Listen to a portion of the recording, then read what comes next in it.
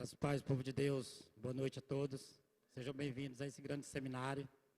Boa noite a você que nos acompanha via internet, nos variados locais. Que o Senhor possa te abençoar onde você estiver. Amém? Eu quero ler um texto, antes de começar a falar algo para vocês. Está em 1 Crônicas, capítulo 16. Glória a Deus.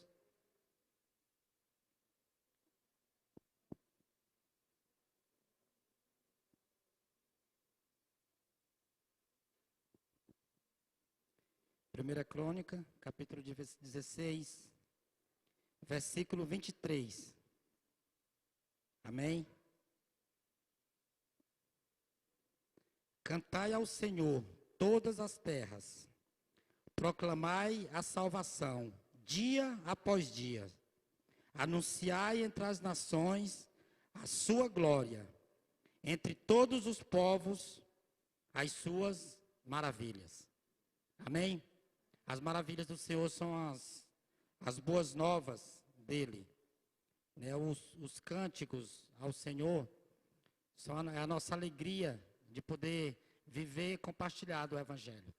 Mas antes de eu falar um pouco sobre a minha missão, sobre aquilo que Deus colocou na minha vida, na verdade eu nunca busquei muita coisa no Evangelho, sempre as coisas aconteceram muito natural.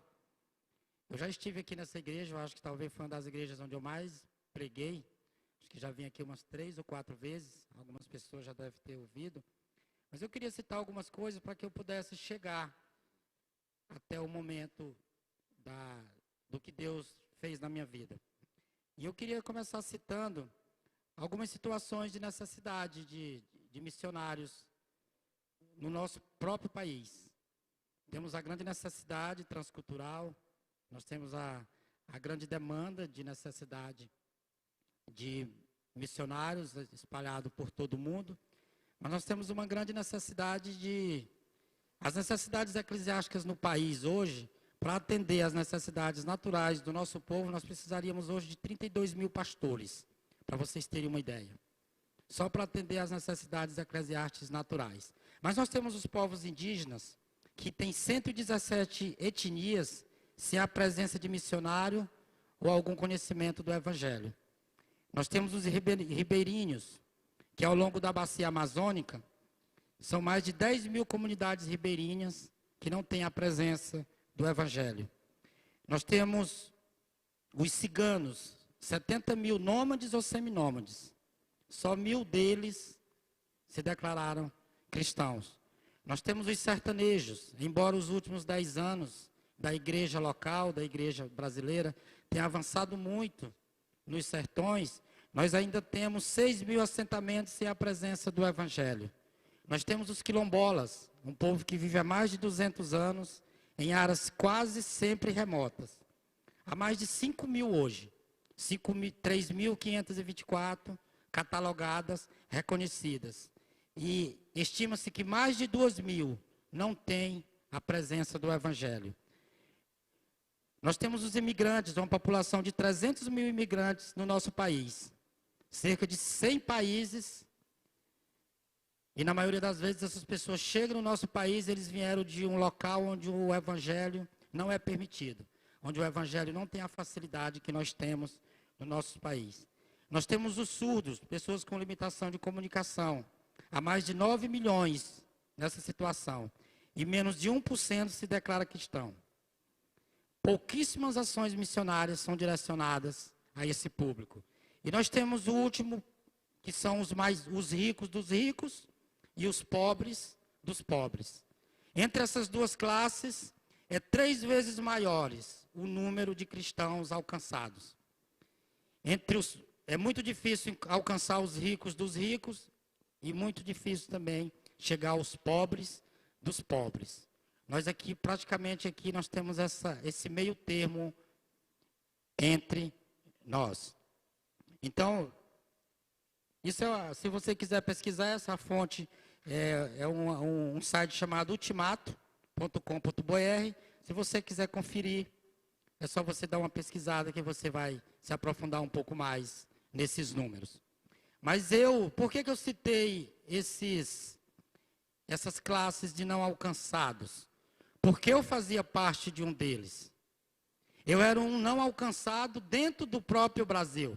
Eu era um não alcançado dentro do Maranhão, dentro de Imperatriz.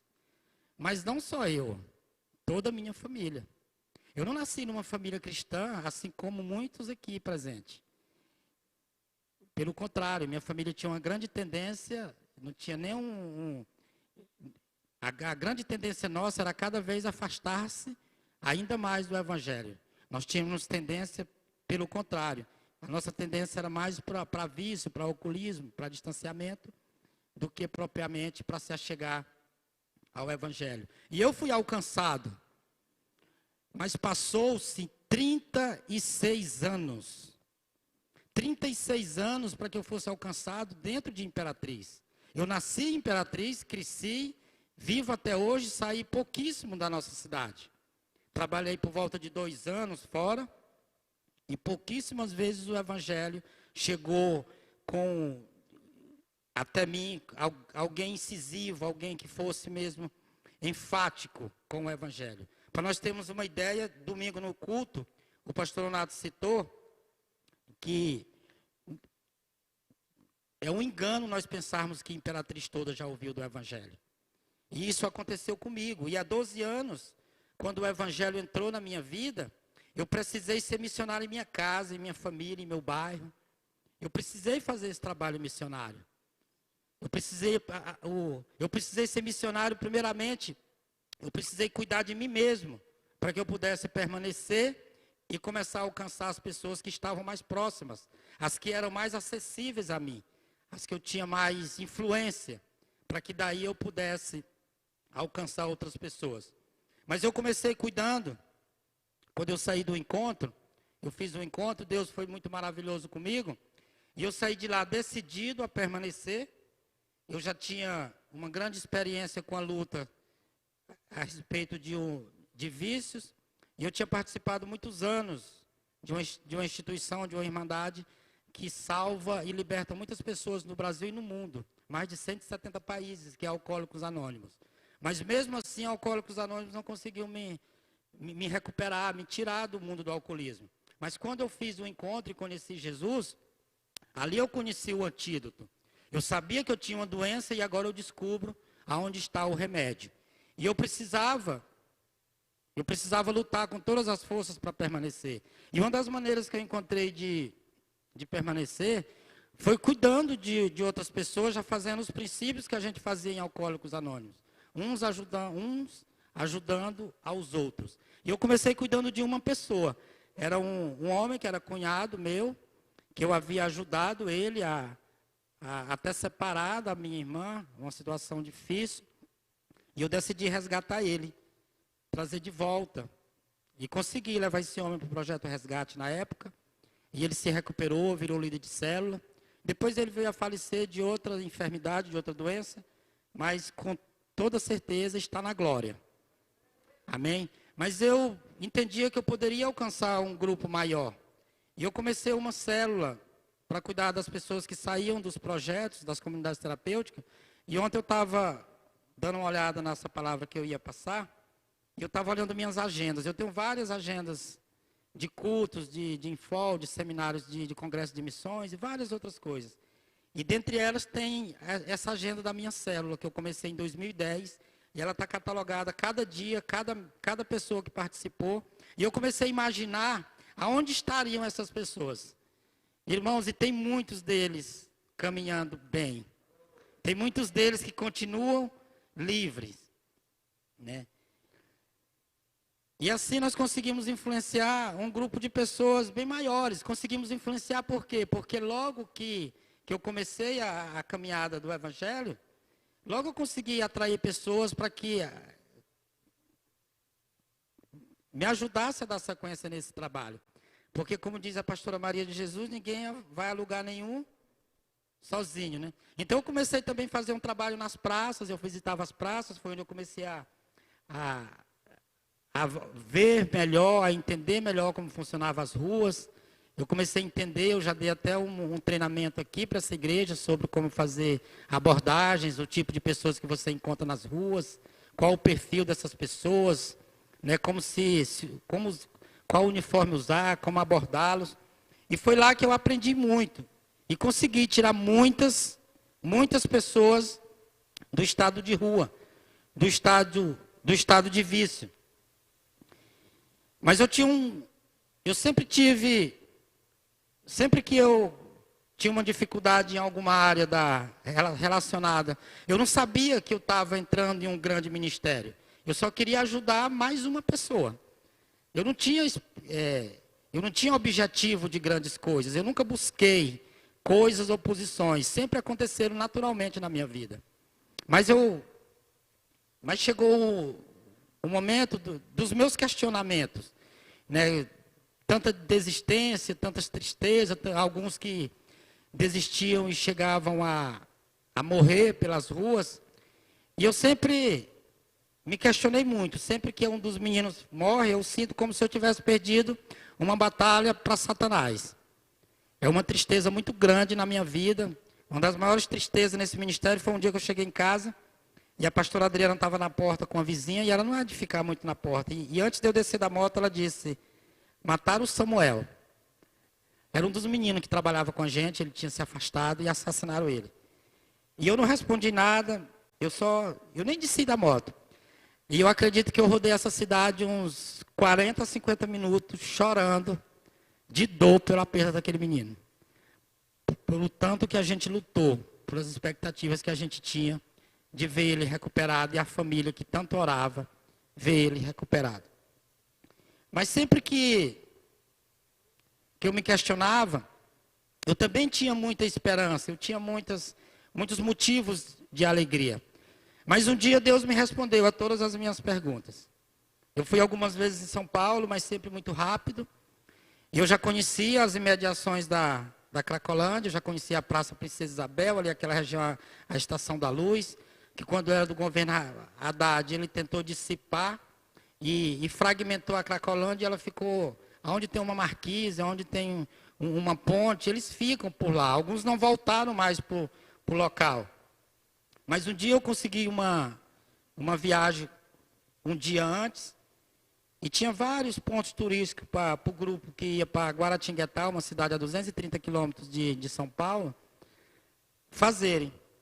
Templo de Salomão, outros iam para o Allianz Parque, outros iam fazer outros tipos de turismo. Mas eu decidi ir para a Cracolândia.